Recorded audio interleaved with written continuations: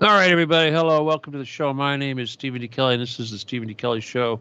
And we are Truth Cat Radio, www.truthcatradio.com. It's now 6:01. It's May 23rd. 5 days from my birthday. Oh, boy. 2024. What a wonderful time it is for me. La, la, la. I get to outlive my dad by at least 6 years. So far, so good. Yeah, it's kind of interesting. You know, these shows, I know a lot of people, you're here because you want to get entertained. You're here because you want to learn something. You're here because you want to receive instructions. A lot of you are here because you just can't wait to find out, when are we going to occupy the Getty? I keep hearing shit like that, stupid shit like that. Are we ever going to occupy the Getty? Oh, you know, I have a lot to say all of a sudden, but we'll just start out with the Getty stuff. Well, first of all, if you haven't noticed, even though I'm still a little itty bitty thing and nobody makes a whole big deal out of me, at the same time, I'm becoming a fucking legend because I keep pushing this damn thing and I'm getting so old. And it seems like, you know, when somebody's getting ready to die, they've been doing this for a long time, and then suddenly you start paying attention. You know, it's like these artists that paint all these great paintings. Picasso, I think, was a perfect example of this. Well, there's really several of them. And then all their stuff becomes extremely valuable once they're gone. Well, guys, here's the thing. I think that's a metaphor for what's going on here. Now, if you haven't noticed, there's a major effort going on out there in the world to basically accept the Getty thing. It's not going to go away because I am not allowing it to go away, and it is firmly entrenched and festering in the public's psyche, in the narrative, in the dialogue out there in the world. And because of that, we are now seeing a big effort by the COINTEL to try to say that I did not come out and say anything about this until 2020. Now, a lot of people think, wow, that's off by, 8 years? 8 years, yeah, that's right. About the time it took for Obama to be president twice. Yes, that's when this started, when Obama became president, because it was Obama that created the White House petition system. Now, if you don't like Obama, we all hate him, whatever. Of course, we don't hate him as much as Hillary. Who could, yeah, obviously. But at the same time, the White House petition page did serve an excellent service just by allowing anybody, you, me, whoever, to start a petition that would actually be visible by functionaries in the White House, with the promise that if an issue reaches a certain level of interest, then it will be presented to the president. Now, what could be more democratic, if you will, or seems like a perfect system? Well, of course, Trump took it down, and I ran at least a dozen petitions. One would run out and I'd start a new one. And the time that it was really starting to go forward was right about the time Trump took office. We were really, each one of these petitions, you had to reach 100,000 signatures before you'd get anybody to pay attention. Well, you know, we got up there. We didn't get that high. I think we might have gotten as far as 10,000 or something at one time. I don't remember exactly. It probably was a lot less. But the point is that one thing that didn't go unnoticed was the fact that I was running these petitions for many, many times. So much so that Mother's Magazine, I can't remember what it was, some liberal rag, wrote an article about it. And this was before they came up with the so-called, what do they call those things, fact checkers. And she basically said that the White House petition page was being weaponized by people such as myself to push conspiracy theories. Of course, it's not a conspiracy theory if I say it's true. That's not a theory. I say it's true. It's up to the defendants, the ones I'm accusing of murder, to prove that it's not true, or a good detective. Well, that's a big issue, and that needs to be pushed hard, because they are trying to say, by me coming out in 2020, they're trying to wipe out the 8 years before Trump took office that Trump had to learn about this issue, the very fact that there were White House petitions. So the next president, what did he do? He immediately shut down the White House petition. But not immediately. The first thing he did was he set it up for renovation. If you hear that little horn outside, his little bicycle horn, I think that's a corn vendor. Why she's parked outside doing that, I don't know. Anyway, so in other words, seriously, it's like I got a clown with a little horn right in my ear. Oh my gosh, it's a corn vendor in a truck. It's not even a push cart. Oh my God. Sorry. But I live in a ghetto and it's annoying. I mean, come on, seriously. Who buys corn out of a truck in the street driving by? Jeez. Lovely humans. But no, we got to save these humans. Now, that's part of my issue because, when you guys ask me these questions about when is this going to happen, when is this going to happen, it comes down to you and your humanity. Now, all I can do is be myself and say my own things and try to get this out there. But yeah, what is it now going on? 12 years this November will be exactly 12 years since I went officially public. So that's 3 presidential terms that this has been out there. No, does that even make sense? No, it doesn't. Actually, it is 3 terms, but I guess Biden factors in there because he's in office right now.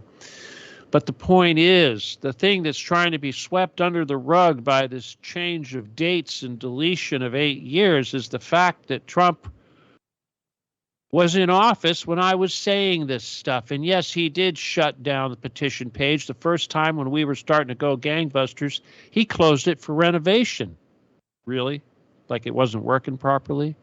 And then he reopened it another month later or something when, of course, my petition had run out and was gone, and I filed another one. But then immediately he killed the entire page. He said, wow, this guy's tenacious. He's going to keep filing these petitions no matter what. People are going to see this. What are we going to do about that? We better shut down this thing. Well, you know what?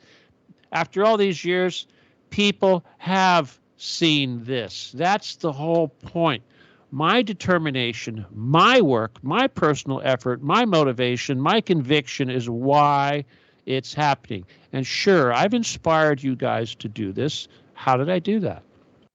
Did I entertain you? Did I teach you? Or did I instruct you?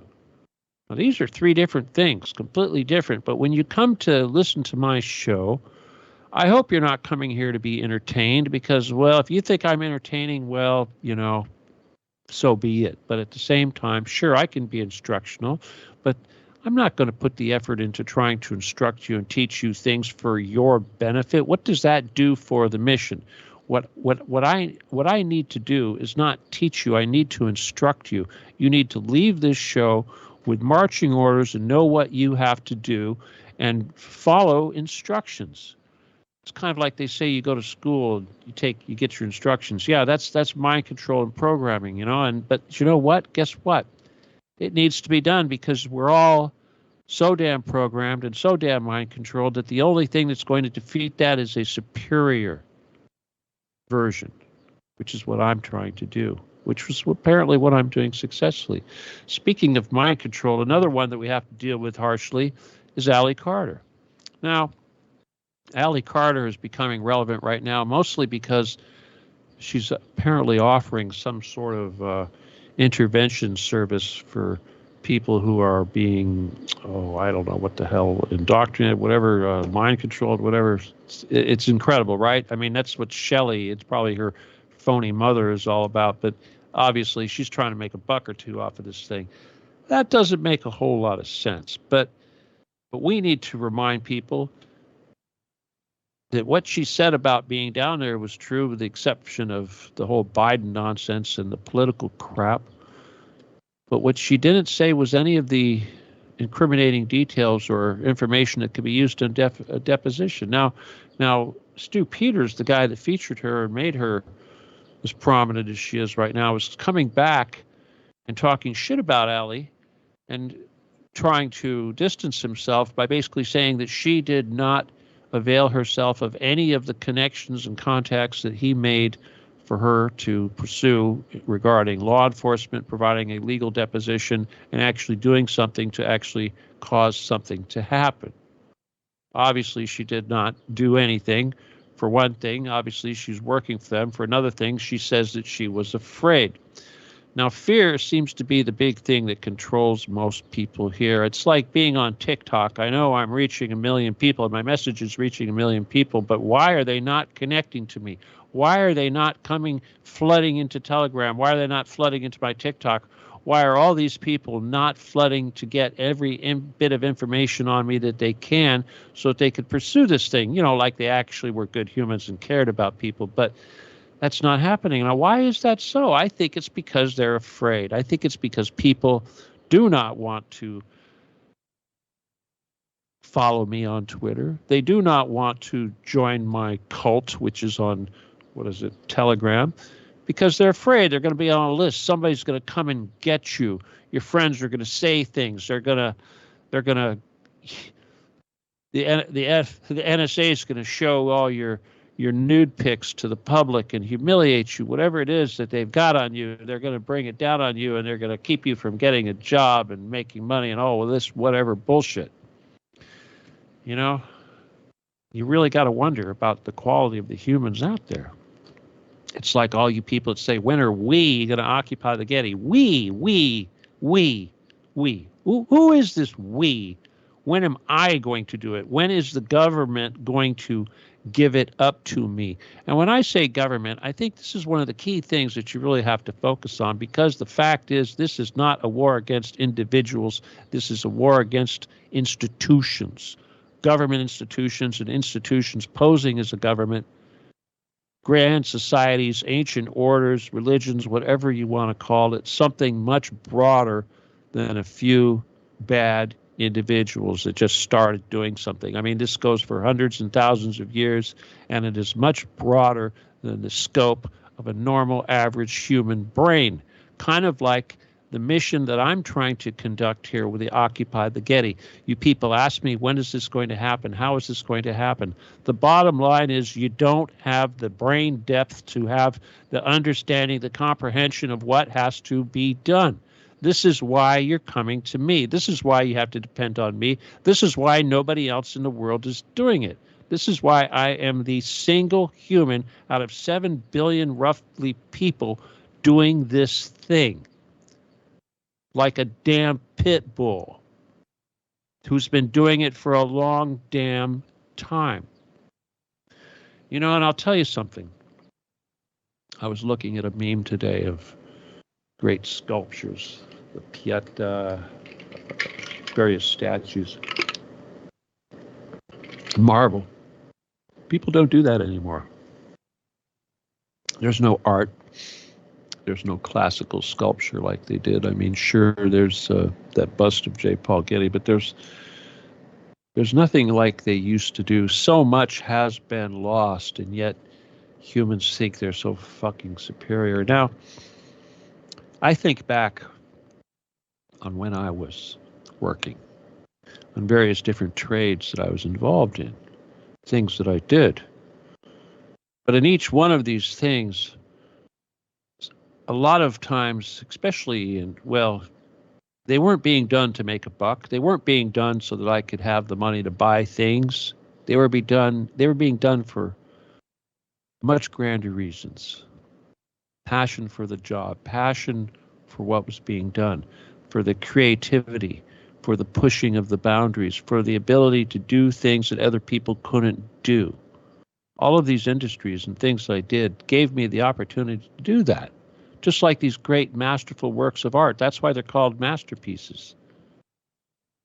They don't just happen. They're not made by a machine. They're one of a kind works of art, great works that we treasure. Much like this is a great work that we're doing right now with the Occupy the Getty movement.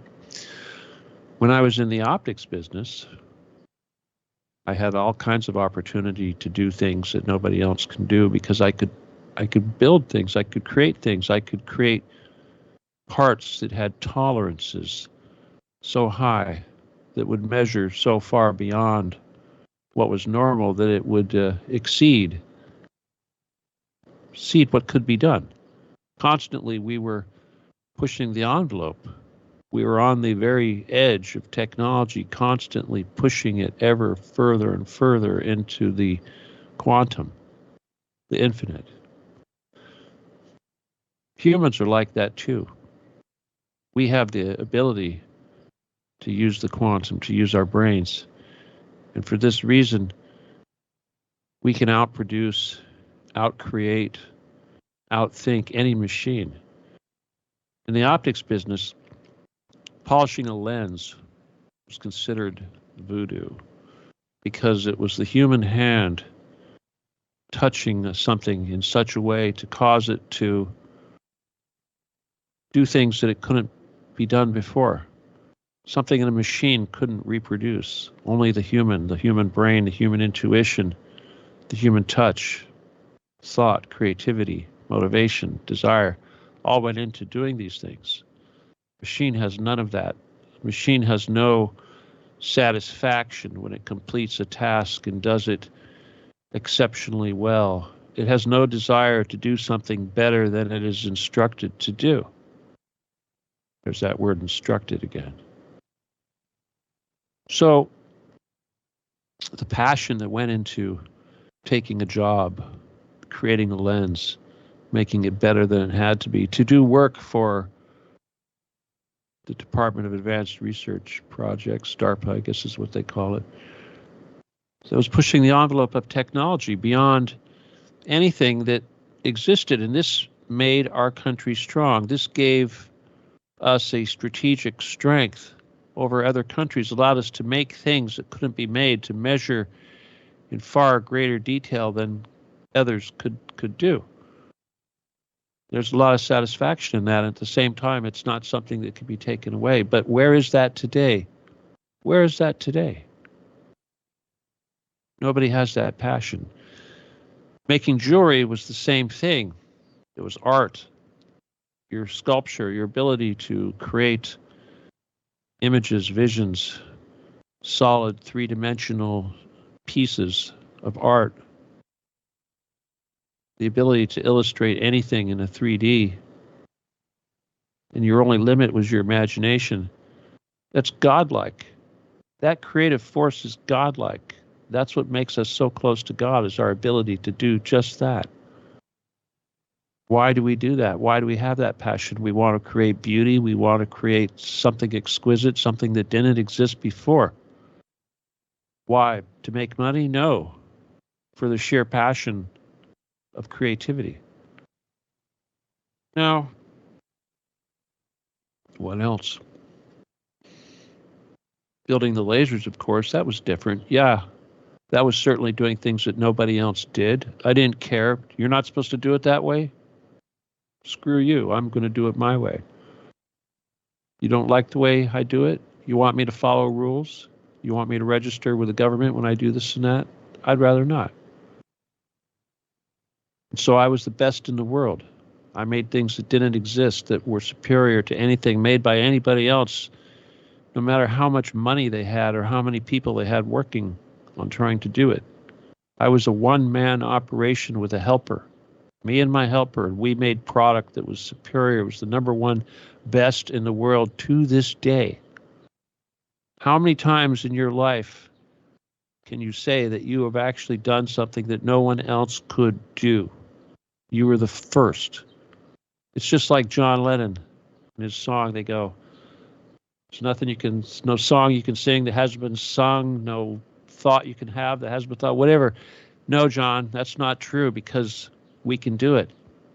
And if you do that even once in your life, that makes you a very special person. If you do it more than once, that makes you exceptionally special. Remember, 7, 8, whatever, how many billion people in the world. That's exactly what this mission is right here, this Occupy the Getty mission. The only reason why it won't go away is because A, they can't kill me, and B, they can't stop me. And like I said, after so many years and so many people picking up on it and repeating it over and over and over and over, it is set in stone. Now, when Stu Peters talks about his work with Allie and about how she hasn't provided any information, why is that motherfucker haven't talked to me yet? Why doesn't that motherfucker, if he thinks he's this great bastion of truth have me on his show because I'm sure he is not that damn stupid to think that I'm not involved in this. How could you be that stupid? You can't be. Just like Trump can't be that stupid. You either have two ways of looking at this. The people out there either know about this or they're stupid. They're ignorant. Now, I personally, Biden, he's pretty ignorant. He's senile. He probably wouldn't know shit. Barack Obama, he sure as fuck knows about this thing. I ran those petitions the whole time he was president. He knows about it. And he's the one that controls Biden. What about Trump? What's his excuse? How can he not know about it?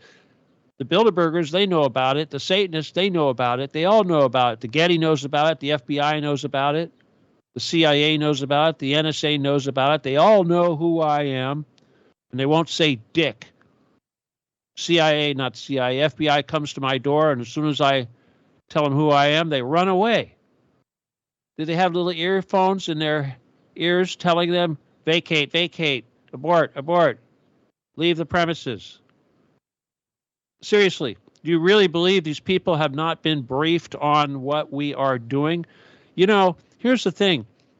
They probably have the most powerful data crunching devices, computers being used right now, trying to figure out a method of how they can defeat this mission. They're constantly trying to come up with ways that they can defeat this mission. And right now, the only thing they can do is try to say that I didn't come out until 2020. You know what that means? That means that, A, they're trying to protect Trump, because if he goes into office without having destroyed this issue from underneath me, he's screwed. Because I am not going to alter my tone, and I am not going to say the tunnels have been cleaned. I'm not going to say the bunkers have been cleaned. And I am certainly going to say that Trump didn't do it the last time he was president, and he's not doing it now because he can't say it. But the bottom line is that, like I said, these are not individuals. These are not foreign agents. This is our country doing this. This is the wicked demons that control our country, that use money and greed to control you, and mostly fear. And it works really well because you all seem to buckle down to it really well. And all I can do is try to show you that they can't kill me, they won't kill me, but at the same time, you guys are all watching me get older and older, and no one's doing anything about it. Well, when I say nobody, I mean the bulk of the 8 billion people. Why? Because it's not entertaining? You just want entertainment? It doesn't put money in your pocket? Is it because you're not learning anything? You already heard it from me. You don't really have any motivation to learn anymore? You don't want to take instruction from me? I know that's a big part. Who wants to take instruction from me? Guess what? If this thing goes down, when it goes down, the entire earth is going to be taking instruction from me. And you know what? You may say that's ego, but it doesn't matter, because if it doesn't happen, you're all dead. And it's getting closer and closer every day. The United States is working overtime trying to push us into nuclear war. They just released a new B-1 bomber, B-3, whatever. They're going to phase out the B-1 and the B-2 and put in this new nuclear bomber. They're going to build 100 of them. It's going to take them a little while, but that 100 of these things are all going to be designed to get into Russia and drop nukes and get past the SS-300s, SS-400s, and what have you. And of course, if you listen to the State Department, they just came out and said, or the Pentagon, that the Russia just seems to have put in a space-based laser at a very low Earth orbit, possibly for shooting out satellites. You know what? If it's a low Earth orbit, it's not for shooting down satellites, for shooting down your fucking B-1 bomber. You stupid idiots. You think you're going to get past Russian air defense. It's the most advanced in the world. They want this. They want to destroy Russia no matter what. If Ukraine goes down, the West has lost everything. NATO is irrelevant. The West is gone. The dollar is dead. The dollar is dead. Hell, the Asian countries, you know, Vietnam, Cambodia, Laos, Singapore, whatever, all these little countries over there in the Pacific, they call it ASEAN. They're all going into local currencies. They're not using dollar anymore for their internal transactions, not just internal country-wise, but between each other. No more dollar. The dollar's dead. The dollar is the only thing we got. And it's fake. It's a bubble. It's a Ponzi scam. The debt of the United States is so damn high. The only thing that keeps you from noticing it is the fake bubble money, fiat currency that's out there that no one's going to use anymore. China's surrounding Taiwan right now. Not a good time to be this country, and all we can do is try to threaten them with war. You know, Trump, he's looking at VP picks right now. I think he said Tom Cotton. There's a few others. You know, there was, what is it, Mike Pompeo. Wasn't he from the last administration? Yeah, Mike Pompeo. That motherfucker. Yeah, that guy's ex-CIA. You know what he dared to say? He said that the axis of evil, Iran, Russia, and China, North Korea, of course, got to throw them in there, are trying to get between us and Jesus. Really. Us and Jesus. Now, maybe I've said this before, but if you haven't noticed, you got to wonder what this really is. Is this a war between Western Christianity and Eastern Orthodox Christianity? Kind of seems like it. The Pope is out here basically saying that we shouldn't judge gay people, and what else is he saying? I mean, it's just about every crazy-ass thing you could think, but what you'd expect from a fucking Jesuit. Well, anyway, the Russians, they go into battle with pictures of Jesus, Eastern Orthodox version of Jesus, on their shoulders. The guys in their helicopters and their jets, they have little pictures of Jesus on the dashboard. Seriously, people. We're fighting against that. And here's Pompeo saying that those people are trying to get in between us and Jesus, and yet in this country, they're doing everything they can to get between us and Jesus. Hell, they're going to pass a law in Israel that basically says even talking about Jesus in public is going to be getting you thrown in jail. It's insane. Obviously, they're doing the same thing in Canada. It's only be a matter of time before they do this in the USA. Everything's going to be offensive. It's insane. Now, you're not going to be able to fix this. The only thing you can do is occupy the Getty, because all this other bullshit is trying to run around putting out fires.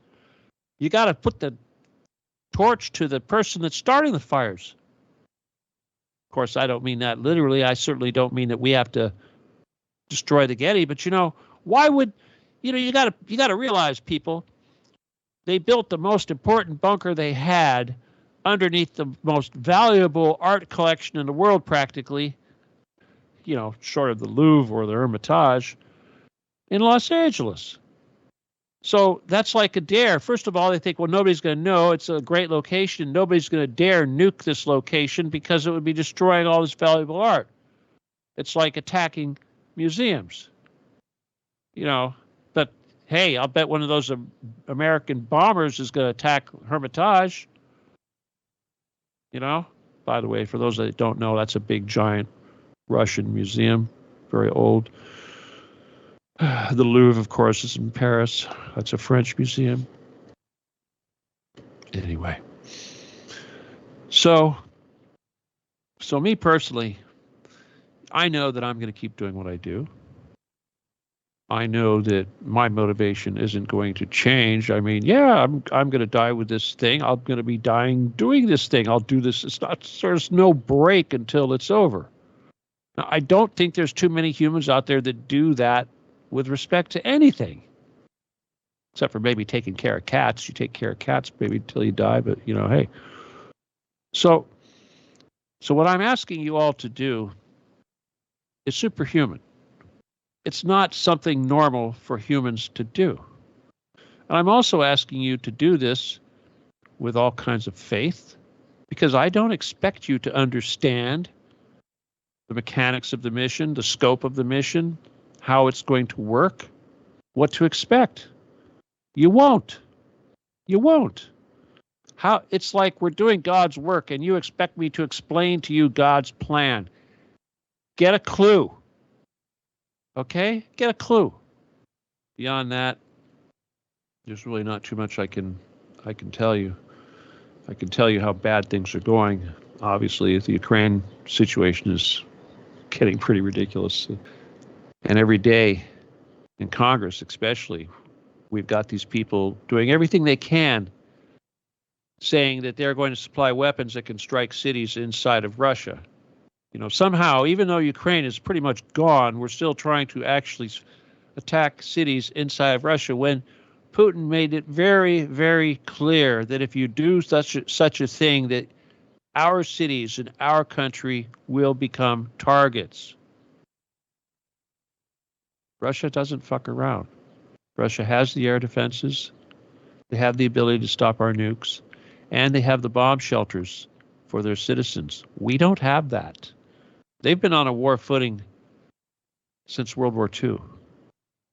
The Cold War nonsense, it never ended.